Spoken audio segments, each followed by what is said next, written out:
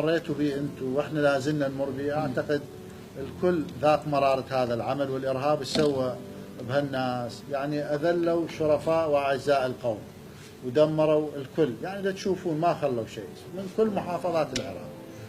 التجربة اللي صارت هذا اللي تحقق ما جاء هيك بسوالف، هذا بصراحة استنزف موارد كبيرة وأولها الموارد البشرية وتحديدا القوات الأمنية. ترى الجيش، الشرطة والعشائر ولدكم هم كلهم ولد العراق، ترى انطوا تضحيات ودماء زكية جدا سالت في كل أرض العراق من أجل أن تتحرر هذه المدن، من أجل أن يرجع ناسها وتعيشون آمنين مستقرين مرفوعين الراس.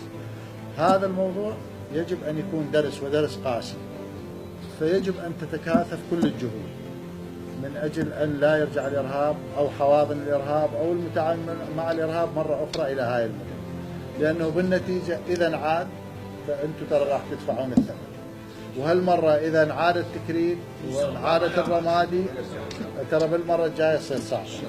قبل سنتين بهذا التاريخ احنا كنا باتجاه بغداد، الجيش كان منهزم مع الأسف الشديد، والهزيمة صارت بسبب قادة فاشلين وفاسدين، وبسبب دخول القوات الأمنية معترك الصراعات السياسية. كل جهة أمنية، أنا ابن الموصل واتذكرها، الفرقة الثانية كانت محسوبة على القائد السياسي الفلاني، الفرقة الاتحادية محسوبة على السياسي الفلاني، الفرقة الثالثة قائدها فلان محسوبة على الجهة. هذا مو جيش ولا قوات ولا نقبل.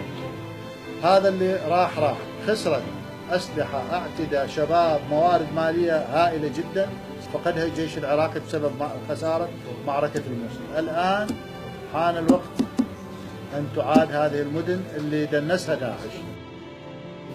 معركة الفلوجة لولا وجود المدنيين أهلنا في الفلوجة بها ترى حسمت خلال أيام، ولكن احنا بالنتيجة هي المعركة الفلوجة صارت لإنقاذ أهل الفلوجة من هذا البلاء اللي هم به، من فقر، من قتل، من اضطهاد من الدواعش. صار أمامنا واقع حال أنه لازم الفلوجة لازم نحرر أهلها ونخلصهم من هذا الضيم اللي هم به، ولكن تحدي وجود أهل الفلوجة داخل الفلوجة لا زال قائم.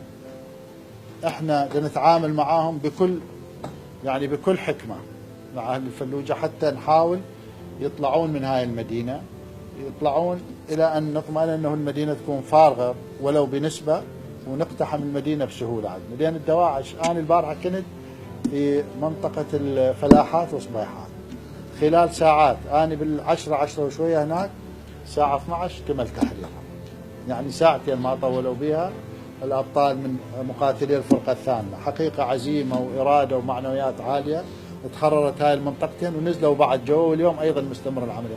يعني الدواعش أريد أقول لكم إياها منهارين تماما، ما عندهم إمكانية قتال.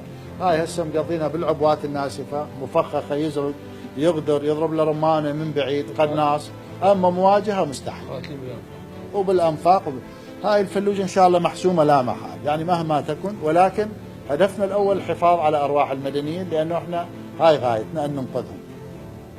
الوقت ما مهم بقدر ما هو دماء المواطنين، يعني حتى إذا تأخرت فلا بأس، ولكن المهم تنتهي بأقل ما ممكن من الخسائر بالمدنيين وبقواتنا المسلحة.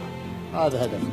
أنا نريد المواطن يحس بأداء الجيش من خلال تحقيق الانتصارات على الأرض، وهذا واضح جدا. ترى إذا تحسبها في 10/6 بعد 10/6/2014 40% من مساحة العراق كانت محتلة. الآن المتبقي تحت ظل داعش لا يتجاوز 15%، يعني 25% من الأراضي المحتلة تحررت، وهي نسبة كبيرة في مقياس المساحات. الجيش جيشكم وهذا جيش العراق، وما يكون ولاء إلا للعراق والعراقيين أبد. لا تسمعون جيش وكله كذب، والله يعني أنا ابن هالمدن وابن هالمناطق، جيش وطني مهني. الجيش اللي قاتل في الرمادي ترى ذا محسوب على جهة معينة أو طائفة معينة، هو دا يحرر مدن لطائفة أخرى ودا ينطي تضحيات وينطي دماء. فهذه مو تجي ترى اللي ضحي بدمه يعني مؤمن بشيء، مؤمن بأنه هذا بلده وهذا وطنه وهاي تربته لازم يدافع عنها.